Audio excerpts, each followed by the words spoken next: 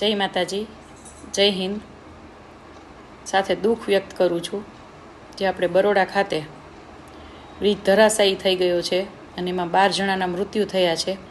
તો બધાને શ્રદ્ધાંજલિ પાઠવું છું. કુદરત એમની આત્માને શાંતિ આપે. ખાસ કરી અને બીજેપી પાર્ટીના કોર્પોરેટરો, મુખ્યમંત્રી, આપ લોકોની ફરજ નથી બનતી કે આવા પુલો જ્યારે આ પરિસ્થિતિમાં હોય છે તો આપ લોકો પહેલાં એમનું ત્યાં ધ્યાન દો. હવે આપ લોકો આશ્વાસન દેવા જશો.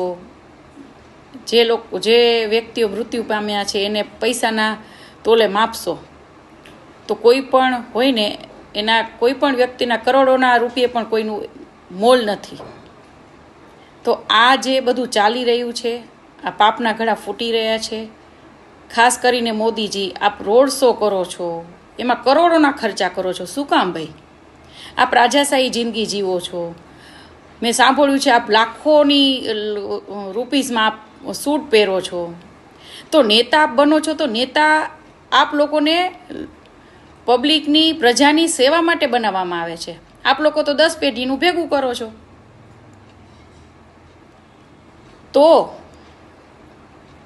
જે બીજેપી સરકાર છે એના પાપ ફૂટી ગયા છે અને આવા બનાવ એક પછી એક બને છે. મોરબી પુલ, અગ્નિકાંડ, બેદરકારી, નિર્દોષ લોકો મરી રહ્યા છે.